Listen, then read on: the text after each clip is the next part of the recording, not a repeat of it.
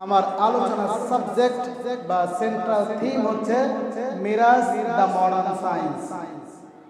Miraj the modern science এই সাবজেক্টের উপরে আমি কিছুক্ষণ সময় আপনাদের সাথে কিছু কথা শেয়ার করব ইনশাআল্লাহ। শুনবেন তো? শুনবেন? যুবকরা রাগ হচ্ছে? শুনবা? থাকবা? ইনশাআল্লাহ। মিরাজ আমরা বিশ্বাস করি কি করি না? যে বলি বলছেন তার মনে আছে সেই বলে করেন তো না? করি। এই যে আমরা বিশ্বাস করি কেন? আমরা মুসলিম নাকি?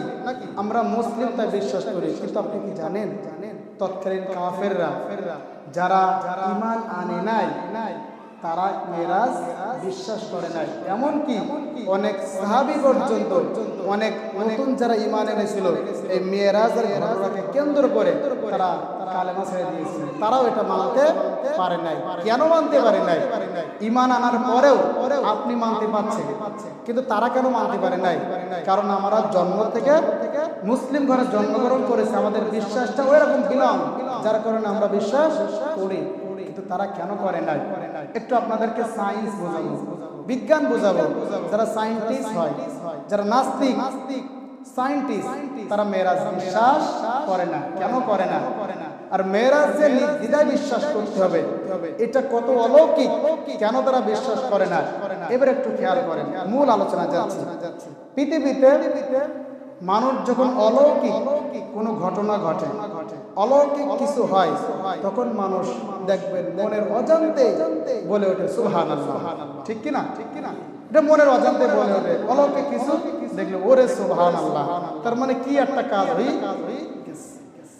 তো কোরআনে আল্লাহ অনেক অলৌকিক ঘটনা বর্ণনা করেছেন, কিন্তু আল্লাহ সুবহানাল্লাহ বলে নাই। কিন্তু মেরাজের ঘটনা এত অলৌকিক, এত বিস্ময়কর, এত ইয়ামাজি যে ঘটনা আল্লাহ বলতে গিয়ে নিজেই সুবহানাল্লাহ বলেছেন। রব্বুল আলামিন বলেন, মাছের পেটে চলে গিয়েছিল যে নবী, তার নাম কি? ইউনূস আলাইহিস সালাতু ওয়াস সালাম। তার মাছ গিলে নিয়েছে। তাফসীরের ভিতরে পড়লাম আল্লাহর কোরআন বলেন ইউনূস নবী তিনটা অন্ধকারে ছিল। কয়টা অন্ধকারে? তিনটা অন্ধকারে ছিল। এক নাম্বার হচ্ছে পানির অন্ধকার, দুই নাম্বার রাতের অন্ধকার, তিন নাম্বার মাছের পেটের অন্ধকার। তিনটা অন্ধকারে ইউনূস নবী যখন মাছের পেটে চলে গেল, সাথে সাথে আল্লাহর কাছে দোয়া করলো, লা ইলাহা ইল্লা আনতা সুবহানাকা ইন্নী কুনতু মিনাজ জালিমিন। আল্লাহ, তুমি ছাড়া কোনো ইলাহ নাই, এবং আমি আমার নফসের উপরে জুলুম করে ফেলেছি, আমি আমার নফসের উপর অন্যায় করে ফেলেছি। আল্লাহ, তুমি যদি এখান থেকে মুক্তি না করো আমি বাঁচতে পারবো না। বলুন তো এই যে দোয়াটা পড়লাম আমরা কি নামে জানি? দোয়া ইউনূস, বিপদের দোয়া। কিসের দোয়া? আমরা বিপদে পড়লে এই দোয়াটা পড়ি না? যুবকেরা ভালো করে শোনো। যদি রাস্তায় চলতে চলতে যদি দেখো অ্যাক্সিডেন্ট হয়েছে, এই দোয়াটা পড়বা, লা ইলাহা ইল্লা আনতা সুবহানাকা ইন্নী কুনতু মিনাজ জালিমিন। চলছো পরীক্ষা দিতে গিয়েছো, দেখছো যে পরীক্ষায় কমন আসেনি, এটা কি একটা বিপদ না? এই দোয়াটা পড়বা, লা ইলাহা ইল্লা আনতা। বাড়ি অশান্তি, স্বামী স্ত্রী গন্ডগোল হয়েছে, এটা পড়ো। যেখানে বিপদে পড়ো সেখানে এই দোয়াটা পড়ো। মাফ করবেন কে? উদ্ধার করবেন কে? ৭১ সনের একটা ঘটনা শোনাচ্ছি। পাকিস্তানেরা সবাইকে ডাকছে, আর যারা মুসলমান এদের সাইড আছে, যারা মুসলমান বাদে এদের একটু বিভিন্ন পরীক্ষা টরীক্ষা নিয়ে একটু মারপিট দিয়ে ছেড়ে দিয়েছে। এখন এক হিন্দুরে ধরিছে। কারে ধরিছে? হিন্দুর মাথায় পিস্তল ঠাকাই বলছে, এই তুই হিন্দু না মুসলমান? তা বলছে আমি মুসলমান। ও কি মুসলমান?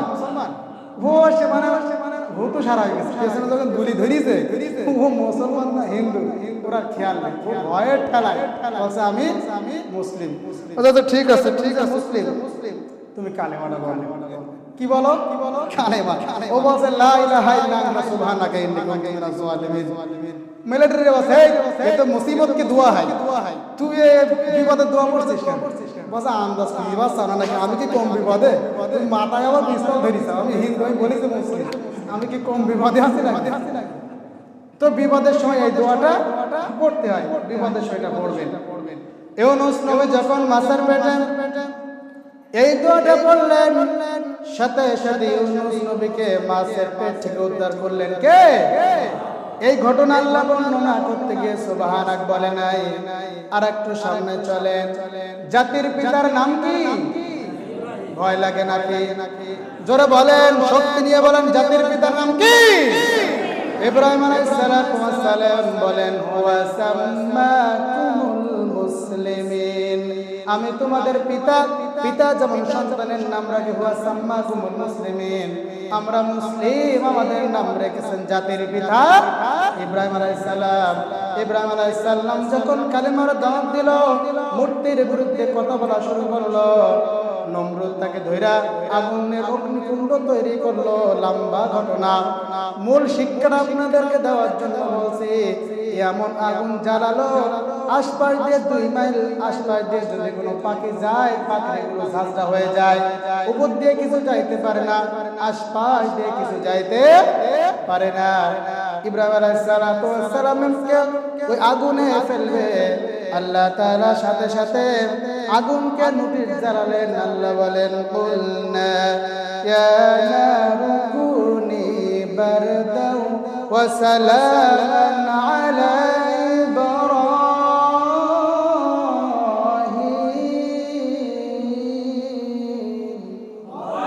আল্লাহ বলেন আগুন আমার নবীর জন্য ঠান্ডা হয়ে যাও, আমার নবীর জন্য শান্তিদায়ক হয়ে যাও। এই বিশাল অলৌকিক ঘটনা আল্লাহ বর্ণনা করতে গিয়া কিন্তু সুবহানাক আল্লাহ ব্যবহার করে নাই। আল্লাহ তাআলা এভাবে কোরআন অসংখ্য নবীদের কথা বলেছেন, কিন্তু সুবহানাক বলে নাই। কিন্তু মেরাজের ঘটনা বর্ণনা করতে গিয়ে আল্লাহ বলেছেন সুবহানাল্লাযী আসরা বিআবদিহি লাইলাম মিনাল মাসজিদিল হারাম। পবিত্র সেই মহান সত্তা বিআবদিহি, যিনি তার বান্দাকে লাইলাম মিনাল মাসজিদিল হারাম, মসজিদ হারাম থেকে মসজিদ আকসা পর্যন্ত রাতের কিছু অংশ ভ্রমণ করিয়েছে। সুবহানাল্লাহ পড়েন। এই ঘটনাকে কেন্দ্র করে আল্লাহ নিজে সুবহানাক বলেছে। এবার বলেন, আল্লাহ যদি সুবহানাক বলে তাহলে এই ঘটনাটা কত বিস্ময়কর, এই ঘটনাটা কত ট্র্যাজেডি মানের, কত আকর্ষণীয় ঘটনা যে নিজে আল্লাহ সুবহানাক বলেছেন। অ্যামাজিং হিস্ট্রি, এত বড় বিস্ময়কর ইতিহাস যেটা আল্লাহ নিজে সুবহানাক বলেছেন।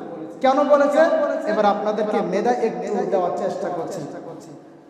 রসুল যখন মেরাজ করে ফিরে আসলো, রসুল এই ঘটনাটা যখন বলল, কাফের নেতা আবু জেহেল, নাম কি বললাম?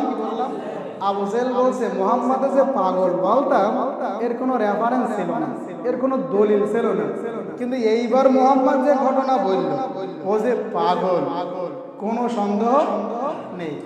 কেন এই কথা বলেছিল? কারণ তৎকালীন সময়ে, ভালো করে মনে রাখবেন, তৎকালীন সময়ে মসজিদে হারাম থেকে মসজিদে আকসা পর্যন্ত যাইতে সময় লাগলো 40 দিন। কয় দিন? উঠে সাওয়ার করতে সময় লাগলো 40 দিন, আর আসতে সময় লাগলো 40 দিন, ইকুয়াল টু 80 দিন। 80 দিনের পর এক রাতের কিছু অংশ মুহাম্মদ ঘুরিয়েছে, আবু জেহেলের মাথায় এটা আসছে না। প্রিয় ভাইরা আমার, ক্যালকুলেশন হিসাব করলে 1232 কিলোমিটার মসজিদে হারাম থেকে আকসা পর্যন্ত। এই দীর্ঘ পথ মুহাম্মদ লাইলাম মিনাল মসজিদুল হারাম, যা আপনাদের ইমাম সাহেব আছে, অনেক আলেম আছে, এই যে লাইলাম এইটা হচ্ছে নাকেরা, এটা নাকেরা শব্দ, মানে নির্দিষ্ট করে দিয়েছে রাতের কিছু একটা অংশে, পূর্ণাঙ্গ রাত নয়। জন্য কাফেররা বলল হট হট, যে পথ আমাদের যদি 40 দিন লাগে, আসতে লাগে 40 দিন, এই পথ এক রাতের কিছু অংশ হইয়া গেছে, এইটা তো মাথায় আসে না, এটা তো মাথায় ধরে না। এরপরে তারা চিন্তা করলো, তারা বলল তাই তো মোহাম্মদ মিরাজ করেছে প্রথম আসমান, দ্বিতীয় আসমান, চন্দ্র, সূর্য, নক্ষত্র, গ্যালাক্সি সবগুলো পার করে আল্লাহর কাছে মিরাজ করে ঘুরেছে। এটা কি করে সম্ভব? কি করে সম্ভব? কারণ পৃথিবীর কোন জিনিস পৃথিবীর মাঝখান বা মধ্যাকর্ষণ শক্তি, গ্র্যাভিটেশন পাওয়ার একটা শক্তি আছে, মধ্যাকর্ষণ শক্তি পৃথিবীর কোনো জিনিস ভেদ করে যাইতে পারে না। তারা চিন্তা করছে এই আসমান পাড়ি দিয়ে কি করে গেল। আচ্ছা, মাঝখানে একটা কথা বলে নেই, আমাদের এই পৃথিবী থেকে সূর্য কত দূরে জানেন? 9,30,00,000 মাইল। তো আমরা যদি সূর্যের কাছে যেতে চাই, আমাদের 9,30,00,000 মাইল পথ অতিক্রম করতে হবে। আর এটা দিয়ে যদি আপনি জান যে সূর্যের আলোর গতি প্রতি সেকেন্ডে 1,86,000 মাইল, তো আপনি যদি 1,86,000 মাইল প্রতি সেকেন্ডের এরকম স্পিডওয়ালা কোনো যানবাহনে যান, তাহলে সূর্যের কাছে আপনার পৌঁছাতে সময় লাগবে 8 মিনিট 19 সেকেন্ড। এগুলো মনে রাখবেন, কাজে লাগবে। কত স্পিডে যেতে হবে? প্রতি সেকেন্ডে 1,86,000 মাইল। এই বেগে যদি আপনি যেতে পারেন, তাহলে সূর্যের কাছে পৌঁছাতে সময় লাগবে 8 মিনিট 19 সেকেন্ড। আচ্ছা, এটা মনে রাখেন। পৃথিবীর প্রথম যে তারা, মানে পৃথিবী থেকে আসমানের প্রথম যে তারা বা যে তারার দেশ, ওটার নাম আছে প্রক্সিমা সেন্ট্রাই। কি নাম বললাম? প্রক্সিমা সেন্ট্রাই। আচ্ছা, এই চাঁদের দেশে বা এই তারার দেশে যদি আমরা ভ্রমণে যাই, এখন শীতকালীন সময়, ছেলেরা পিকনিকে যাচ্ছে না? জোরে বলেন, যাচ্ছে না? ঘুমাচ্ছে নাকি? তাকবীর দেন, লিল্লাহি তাকবীর, লিল্লাহি তাকবীর। চলেন আমরা একটু পিকনিকে যাই। তো পিকনিকে যদি আমরা যাই, এই ভ্যান আর মোটরসাইকেল দিয়ে কি যাওয়া যাবে? কি দিয়ে যাবেন? বিমান দিয়েও যাওয়া যাবে না। কারণ বর্তমান ওয়ার্ল্ডের যদি গুগলে সার্চ করেন, দেখবেন পাবেন বর্তমান পৃথিবীর সবচাইতে প্যাসেঞ্জার বাই যে বিমানটা, তার নাম আছে বোম সুপারসনিক। যদি আপনি এইটা দিয়ে যান, তাহলে এই বিমানটা ঘন্টায় চলে 1300 কিলোমিটার। ঘন্টায় কত? 1300 কিলোমিটার। এটাতে আপনি যাইতে পারবেন না। আপনাকে যেতে হবে রকেট দিয়ে। কি দিয়ে? ভালো করে মনে রেখো, কি দিয়ে যেতে হবে? রকেট দিয়ে। তো কোন রকেট? যেটা দিয়ে নীল আর্মস্ট্রং চাঁদের দেশে গিয়েছিল। নীল আর্মস্ট্রং গিয়েছিল না? এই চাঁদের দেশে যে রকেটটা করে গিয়েছিল, এটার নাম আছে অ্যাপোলো 11। এই অ্যাপোলো 11 করে আপনাকে ওই প্রথম তারার দেশে প্রক্সিমা সেন্ট্রাইতে যাইতে হবে। আসুন, এই যে অ্যাপোলো 11, এই রকেটটার স্পিড কত? এই রকেটটা সেকেন্ডে চলে 11 কিলোমিটার। সেকেন্ডে কয় কিলো ছোটে? কথা বুঝতেছেন তো? সেকেন্ডে 11 কিলোমিটার, মিনিটে যায় 600 কিলোমিটার, ঘন্টায় ছোটে 39,000 কিলোমিটার। ঘন্টায় কত? কম হয়ে গেল নাকি? ঘন্টায় 39,000 কিলোমিটার ব্যাগে অ্যাপোলো 11। তো আপনার এইটাতে করে যেতে হবে প্রথম তারা প্রক্সিমা সেন্ট্রাইতে। তো আমরা যদি বিজ্ঞানের কাছে জিজ্ঞাসা করি, এত দ্রুত যানবাহন দিয়ে যদি আমরা প্রথম তারার দেশে যাইতে চাই প্রক্সিমা সেন্ট্রাইতে, আমাদের সময় লাগবে কত? বিজ্ঞান আমাদেরকে বলে যে অ্যাপোলো 11 ঘন্টায় 39,000 বেগে ছোটে, এইটা দিয়েও যদি তোমরা যাও, তাহলে তোমাদের সময় লাগবে 1,15,000 বছর। সুবহানাল্লাহ। 1,15,000 বছর। আচ্ছা, বাঁচবেন তো নাকি? বাঁচবেন। তার মানে 6,000 জেনারেশন মরি শেষ, তখন আমাদের লাভার সময় হবে। আবার আসবেন 1,15,000 বছর, 6,000 জেনারেশন মরি শেষ। আপনি যদি এসে তখন পরিচয় দেন এই জমি আমার, আমি বড় বনে গেলাম। বোঝেন নাই? আমার জায়গা, আমার জমি, আমি বড় বনে গেলাম, বড় বন্ধে ঘুরে আসলাম।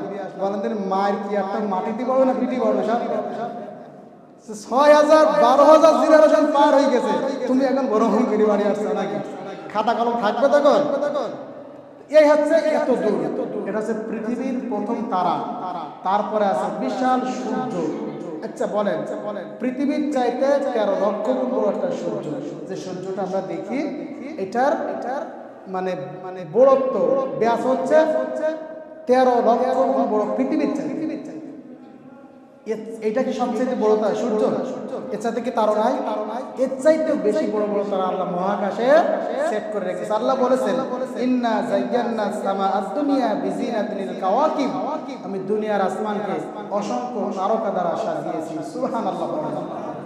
তো যে তারকা বা যে সূর্য পৃথিবীর চাইতে 13 লক্ষ গুণ বড়, এই 13 লক্ষ গুণ বড় পৃথিবী চকলেটের মতো চুষে খেয়ে নিতে পারে, এরকম বিশাল বড় বড় তারকা আল্লাহ মহাকাশে সেট করেছে। আল্লাহু আকবার। জোরে বলেন আল্লাহু আকবার। কি আল্লাহ, কি আল্লাহ। এরপরে গ্যালাক্সি, নেবুলা, মানে মঙ্গল গ্রহ, বুধ গ্রহ, বৃহস্পতি গ্রহ এরকম আছে। এরপরে প্রথম আসমান, তারপরে দ্বিতীয় আসমানের মহাশূন্য, তারপরে দ্বিতীয় আসমান, তারপরে তৃতীয় আসমানের মহাশূন্য, তারপরে তৃতীয় আসমান, এইভাবে সপ্তম আসমান। মুহাম্মদ এক রাত্রি পাড়ি দিল কেমনে রে? কাফেরদের মাথায় তো ঢোকে না, কেমনে পাড়ি দিল? এটা তো বিশ্বাস হয় না। এটা কত মানে অ্যামাজিং, এটা কত বিস্ময়কর, কত অলৌকিক যে রকেটে যেতে সময় লাগছে আমাদের এত পথ। এরপরে বিজ্ঞানীরা বলছে মুহাম্মদ তো যদি যায় তো এই মধ্যাকর্ষণ শক্তি কি করে ভেদ করলো? কিন্তু আজকের বিজ্ঞানী বলছে সোসাইটি, আধুনিক গতি বিজ্ঞানী বলছে যে দুনিয়ার যদি কোনো বস্তু, দুনিয়ার কোনো জিনিস যদি সেকেন্ডে 8 মাইল, সেকেন্ডে কয় মাইল? বিজ্ঞানীরা এটা কিছু তথ্য দিচ্ছে না, এই মেরাজ বুঝবেন না। সেকেন্ডে 8 মাইল আর ঘন্টায় 25,000 আওয়ার্স, ঘন্টায় 25,000 কিলোমিটার বেগে যদি দুনিয়া থেকে কোনো জিনিস ছেড়ে দেওয়া হয়, তাহলে মধ্যাকর্ষণ শক্তি, গ্র্যাভিটেশন পাওয়ার, এটা ভেদ করে উপরে চলে যেতে পারে। তাহলে আপনাকে চলতে হবে 8 মাইল বেগে সেকেন্ডে আর ঘন্টায় 25,000 মাইল বেগে। আসুন, আমার রাসূল কেতে করে গিয়েছিল বলেন তো? বুরাক। কি বুরাক? সবাই জানে না? বুরাক, বুরাকটা আরবি শব্দ। এটা বহু বছর, এক বছরে 12 কোণ। এক বছরে কি 12 কোণ? 12 কোণ মানে বিদ্যুৎ, 12 কোণ মানে বিদ্যুৎ। আর বিদ্যুতের গতি প্রতি সেকেন্ডে 1,86,000 মাইল। তার মানে আমার নবীজি ঘন্টায় 25,000 মাইল না, তিনি সেকেন্ডে 1,86,000 মাইল স্পিড আল্লাহ তার মেরাজে নিয়েছে মধ্যাকর্ষণ শক্তি ভেদে করতে। মানে মধ্যাকর্ষণ শক্তি তার আটকাইতে পারেনি। আল্লাহু আকবার বলেন।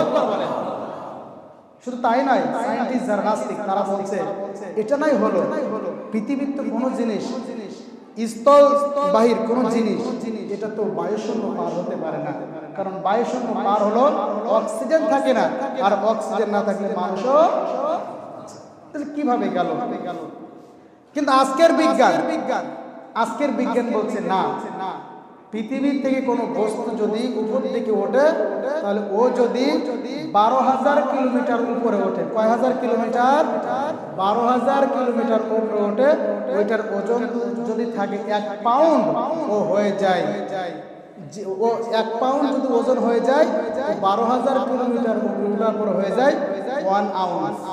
আর ওইটা যদি 24,000 কিলোমিটার উপরে উঠে যায়, ওটা হয়ে যায় 0 আউন্স, শূন্য হয়ে যায়।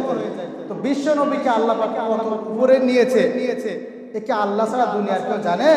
তার মানে আমার নবীকে আল্লাহ মেরাজে নিয়েছে। কিভাবে নিয়েছে ওটা আল্লাহ ছাড়া কেউ জানে? আবার নাস্তিকরা বলেন মুহাম্মদ আকাশে তারা আছে, সূর্য আছে, এরপরে অনেক তারকা আছে, সবগুলো আগুন ভেদ করে মুহাম্মদ কেমনে গেল? বলেন তো আজকে দুনিয়ার মানুষ পানির ভিতরে নামলে গায়ের কাপড় চোপড় ভিজে যায় কি যায় না? জোরে বলেন, যায় কি যায় না? পানির ভিতরে যত নামবেন আপনার গা গুলো ভিজে যাবে, পানির ধর্ম হলো আপনাকে ভিজিয়ে দিবে।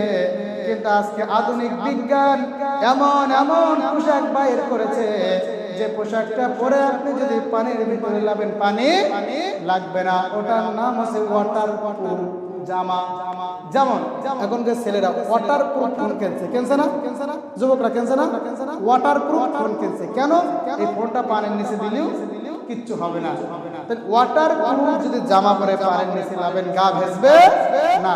এটা বানিয়েছে কে? মানুষ বানিয়েছে মানুষ, মেধাটা দিয়েছে আল্লাহ। আল্লাহ বলেছেন ওমা উতিতুম মিনাল ইলমি ইল্লা কালিলা, আমি মানুষকে সামান্যতম জ্ঞান দিয়েছি। আরে সামান্যতম জ্ঞান যদি এই হয়, দুনিয়ার রকেট এখান থেকে যাবে প্রতি ঘন্টায় ৩৯,০০০ মাইল বেগে, এটা যদি দুনিয়ার মানুষের মেমোরি ক্যাপাসিটি হয় এবং ওই ৪০,০০০ মাইল উপরে গিয়ে চাঁদের দেশে গিয়ে যদি কোনো সমস্যা হয়, আমেরিকার নাসা থেকে কন্ট্রোল করে সেখানে ঠিক করে দিচ্ছে, এটা যদি মানুষের সামান্যতম জ্ঞান হয়, তাহলে আমার আল্লাহর জ্ঞান কত বিশাল, আমার আল্লাহর জ্ঞান কত বেশি। আল্লাহু আকবার। এরপরে আসুন, যখন ঢাকা শহরে আগুন লেগে যায়, বিল্ডিং এ আগুন লেগে যায়, দেখেন না ফায়ার সার্ভিসের লোক ওর ভিতরে ঢুকে গিয়ে মানুষ বের করে আনে। সত্য না মিথ্যা? ট্রু না ফলস? বলেন সত্য না মিথ্যা? সত্য। দেখেছেন এটা খবরে, দেখেছেন না? মানে ফায়ার সার্ভিসের লোকজন গিয়ে ওর ভিতরে মানুষ মানে জলি বুড়ি মরি যাচ্ছে, আর এ গিয়ে ওদেরকে উদ্ধার করছে। আচ্ছা, এ যদি যাচ্ছে তো ওই আগুন কি বন্ধু নাই যে এ গিলো আদর করবানি? তাহলে এ কোন সাহসে যাচ্ছে? ও একটা পোশাক করেছে, বর্তমান বিজ্ঞান আবিষ্কার করেছে, একটা পোশাক করেছে আগুন পুরো জামা, ওইটা পরে যদি কেউ আগুনের ভিতরে যায় ওর গা পড়বে না। তা নাহলে ও কিভাবে যাবে? তা নাহলে ও মানুষটাই বাঁচে না, আর ওর ভিতরে গিয়ে ও মানুষ উদ্ধার করছে, ও কি পালি করছে? এমন একটা পোশাক করেছে আগুন তার গায়ে টাচ করবে না। এটা যদি মানুষের ক্যাপাসিটি হয়, মানুষ যদি আগুনে লাভলে আগুন দিয়ে গা পড়বে না, পানিতে লাভলে গা ভেসবে না, এটা যদি মানুষের ক্যাপাসিটিতে আল্লাহ দিয়ে থাকে, তার নবীকে আল্লাহ চন্দ্র সূর্য নক্ষত্র গ্যালাক্সি লেভেল হপ পার করে আল্লাহ পাক কি নিতে পারে না? সেটা কি করে নিয়েছে আল্লাহ ভালো জানে। আল্লাহর নবী যখন সকালবেলা বলে আমার গতরাতে মেরাজ হয়েছে, ও সাহাবীরা আমি জান্নাত দেখলাম, জাহান্নাম দেখলাম, অনেক কিছু দেখলাম, দেখার পরে আমি একটু আগে ফিরে আসলাম। কাফের নেতা আবু জেহেল বলে মুহাম্মদ যে পাগল হয়ে গেছে, এটার দলিল ছিল না, এখন দলিল হয়ে গিয়েছে। কাফের নেতা আবু জেহেল সাথে সাথে আবু বকরের বাড়িতে গেল। আবু বকরের বাড়িতে গিয়ে বলে, আবু বকর তোমার নবী কি বলেছে জানো নাকি? আবু বকর থমকে দাঁড়িয়ে বলে, আমার নবী কি বলেছে রে কাফের নেতা আবু জেহেল? তখন কাফের নেতা বলে, তোমার নবী নাকি গত রাতে আল্লাহর মেরাজে গিয়েছে, বাস মসজিদে হারাম থেকে মসজিদে আকসা পর্যন্ত গিয়েছে, এটা নাকি তোমার নবী গিয়েছে। আবু কাফের বলে, এটা নাকি তোমার নবীর দ্বারা হয়েছে। আবু বকর বলে, ও কাফের নেতা শুনে নাও, আমি গত রাতে আমার নবীকে অনেক জায়গায় খোঁজাখুঁজি করেছি, মুহাম্মদকে আমি অনেক জায়গায় খুঁজেছি, কিন্তু কোন জায়গায় আমার নবীরে খুঁজে পাই নাই। তার মানে বিষয়টা সত্য হলেও হতে পারে, আমি বিশ্বাস করলাম। আবু বকর ওখান থেকে ঘুরে আমার নবীর কাছে আসলো, এসে বলে, ইয়া রাসূলুল্লাহ আপনি নাকি গত রাতে মেরাজ করেছেন। আল্লাহ রাসূল সমস্ত ঘটনা খুলে বললেন। সাথে সাথে আবু বকর বলে, সাদ্দাকতা ইয়া রাসূলুল্লাহ, আমি আপনার কথা বিশ্বাস করলাম।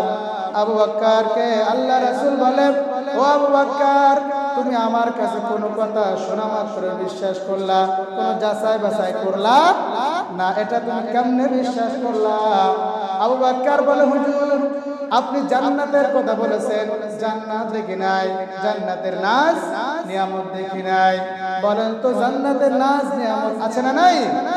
আল্লাহ জান্নাতের নাজ নিয়ামত দেবে কি দেবে না? বলেন দেবে কি দেবে না? জান্নাত চির সুখের ঘর, জান্নাত চির সুখের ঘর, ওগো জানতে যদি তুমি মায়া ঘেরা রঙিন পৃথিবী, নয়তো সুখের খনি। ঠিক কিনা? এই দুনিয়া আছে মায়া ঘেরা, এখানে সুখ হবে না। কোনো মানুষ মানে অল্প কিছু সময় সুখ পেতে পারে, পূর্ণাঙ্গ সুখ আল্লাহ জান্নাতে দেবেন। ঠিক কিনা? আল্লাহ রাসূল বলেন, আবু বকর তুমি যাচাই করলা না?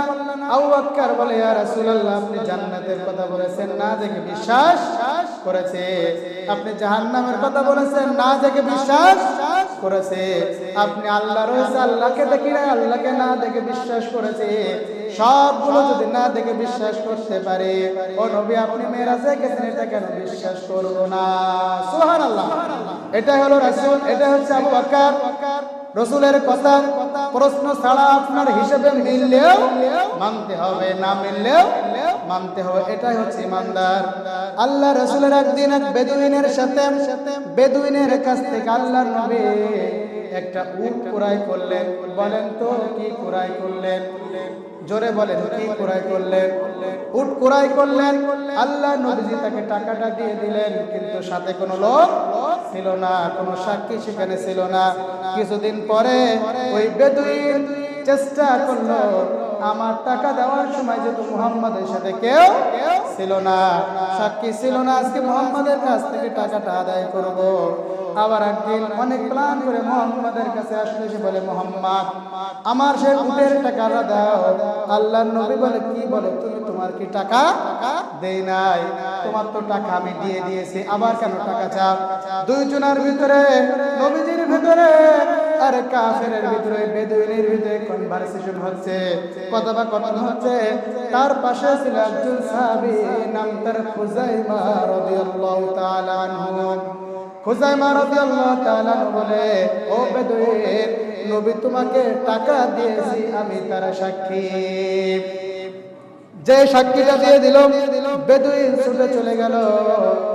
আল্লাহর নবী খুজাইমাকে পরে একদিন বলে খুজাইমা তুমি যে আমার ব্যাপারে সাক্ষী দিলা, তুমি যে আমার ব্যাপারে বললা, ও খুজাইমা আমি যখন ইহুদিকে ওই বেদুইনকে টাকা দিয়েছিলাম, ও খুজাইমা তুমি তো তখন আমার কাছে ছিলে না, তুমি কেমনে সাক্ষী দিলা? তখন খুজাইমা বলে ইয়া রাসূলুল্লাহ আপনি তো জীবনে একটা মিথ্যা কথা বলেন নাই, একটা বাজে কথা বলেন নাই, একটা দুর্নীতির মামলা আপনার নামে নাই, কাফেররা আপনাকে আল-আমির উপাধি দিয়েছে, অতএব আপনার প্রতি ঈমান এনেছে, আপনার প্রতি আমার দৃঢ় বিশ্বাস আছে আপনি ওই বেদুইনকে টাকা দিয়েছেন। সুবহানাল্লাহ, আমার বিশ্বাস আপনি বেদুইনকে টাকা দিয়েছেন, এটাই হলো ঈমান, এটাই ঈমান। রাসূলের কথা আপনার যুক্তিতে মিললেও মানতে হবে, না মিললেও মানতে। যদি আপনি না মানেন, ডাউট ফিল করেন, ঈমান থাকবে? জোরে বলেন থাকবে না।